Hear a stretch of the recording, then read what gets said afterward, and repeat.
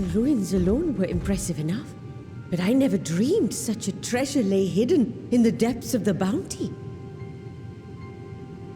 It may have been helpful to know this device existed, Your Excellency. My apologies. The gate was a secret I shared with none but my closest advisors. I feared for what might happen should those with ill intentions learn of its existence.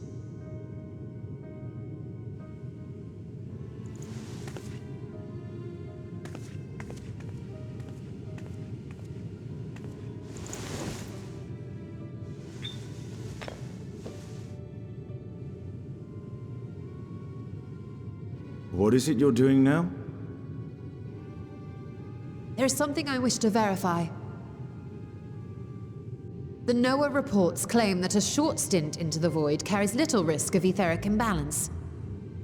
Should one suffer an injury, however, or if one's expedition drags on longer than intended, that risk becomes significantly greater. Graha theorized that a warding scale would confer protection from the void's corrupting influence, but I would prefer to test that hypothesis before we set foot in the 13th ourselves. So, this is an experiment of sorts? Yes, an experiment. Tell me, how would you go about testing the efficacy of the warding scale?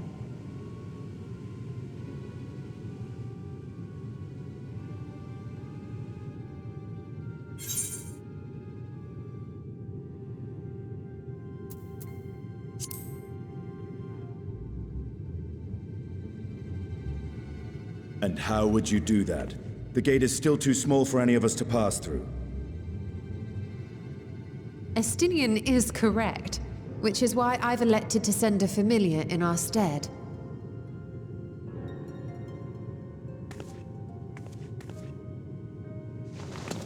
Now, a lowly imp can navigate a fissure, no matter how narrow. Which means an arcane entity of similar stature should be able to manage the same. I hadn't wanted it to come to this, but no other familiars will do, I'm afraid.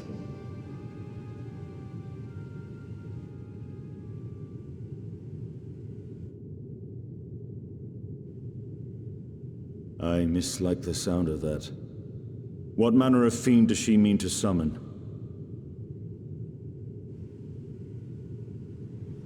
From ocean rise and cloudbank form, from mountain spring and rainfall storm, from river flow and life be born.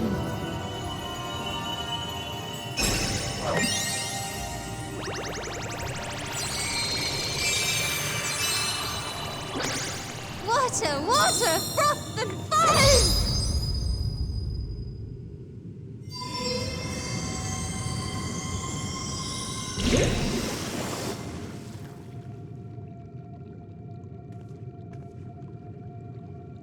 Ready your arms. I fear she's been possessed. Oh, come now. That was adorable.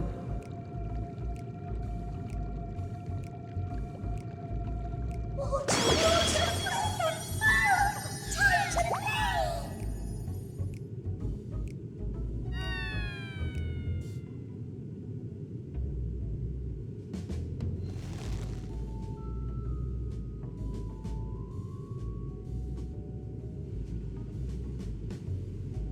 Though not my first choice, these familiars I conceived of as a child have the best chance of fitting through the gate.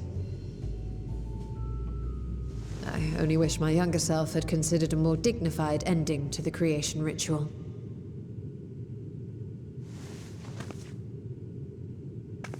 In any case, these two should serve as well. This one will bear a warding scale.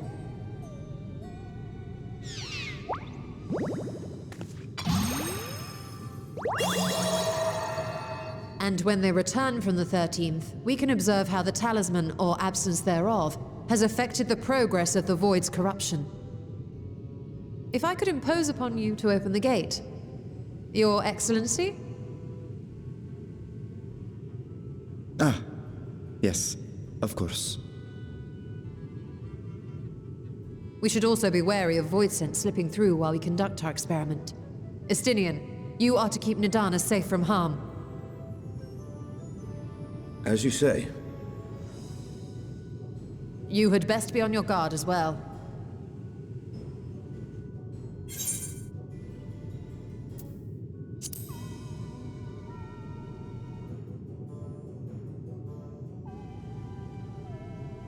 Oh, are you volunteering to join the Nixies? I could shrink you down, you know.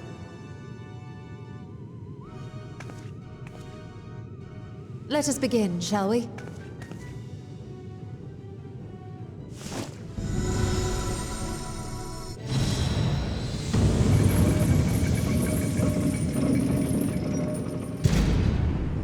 Nixies, into the void.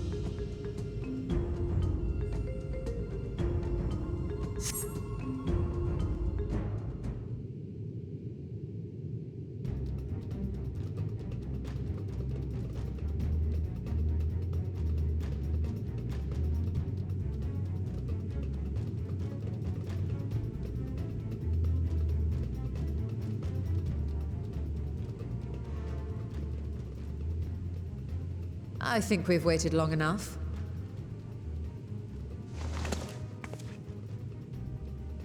Nixies, return to my side.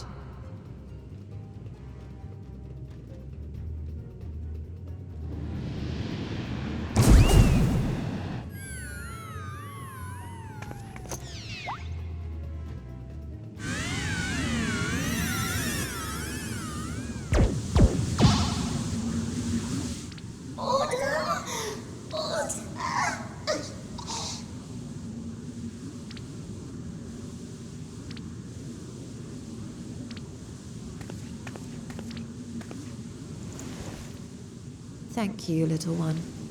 You did well.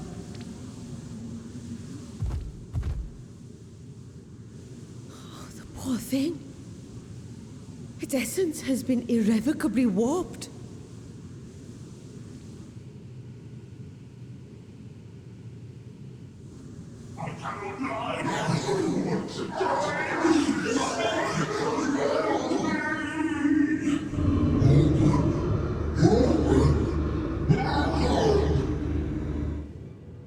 We're out of time! I must reseal the Void Gate.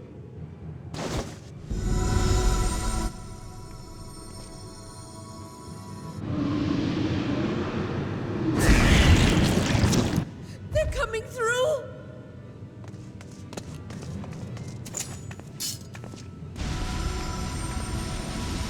In the name of Alzadal III, I bar this door unto the void!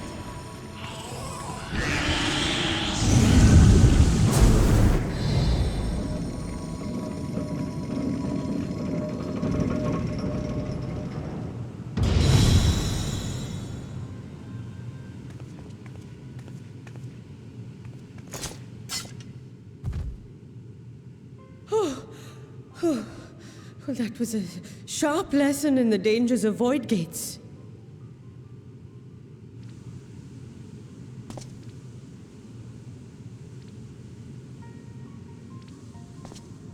And what of our experiment?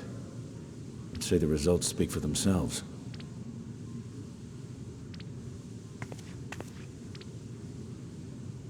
The unprotected Nixie has suffered extensive etheric corruption.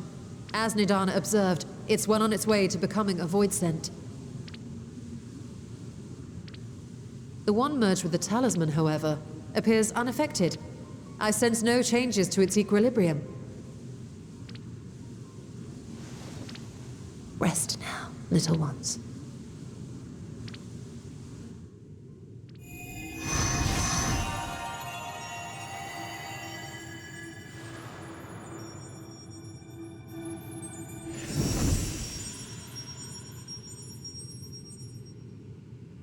Graha's theory was correct then.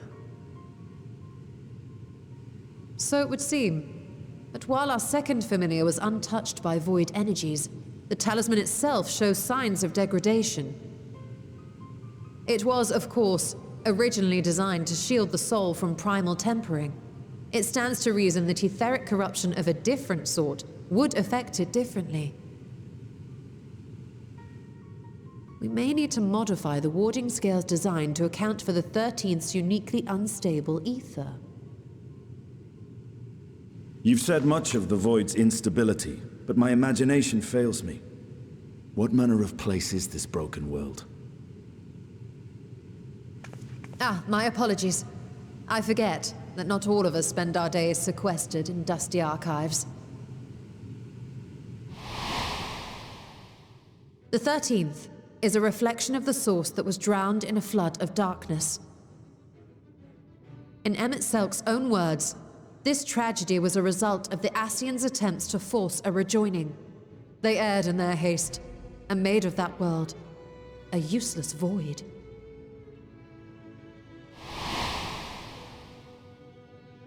You remember Una Kalhai, the unusual child we met during our troubles with the Warring Triad. He explained the fate of the 13th thus. The champions of that ill-fated world used the stone known as Auracite to contain the power of primals. But those self-same heroes were gradually corrupted by the Auracite's bleeding energies, transforming into fiends with an endless hunger for ether. By the time anyone thought to oppose them, Light's strength had grown too feeble, and the balance of the 13th tipped into eternal darkness.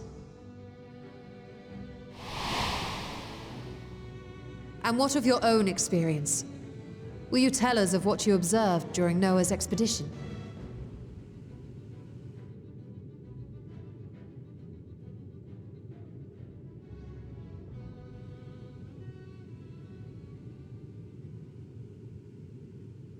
I can picture it now. The sunless, Stygian expanse, infested with legions of ether-starved monstrosities. A void in every sense of the word. What you have described in such lurid detail is exactly why I hesitate to encourage you.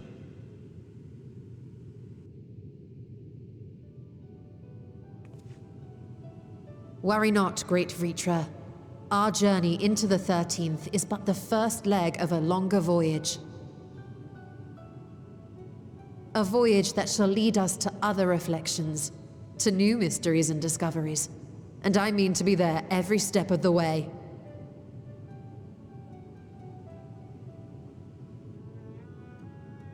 But first I must focus on refining the warding talisman.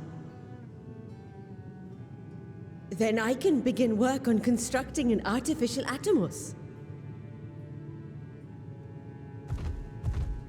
Or I could, if I had the relevant manuals to hand. Might I be so bold as to request access to the Satrap's family archives?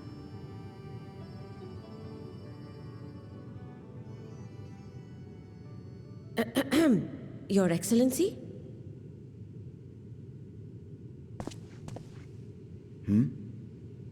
Oh, yes. That can be arranged. I will speak to my officials upon our return.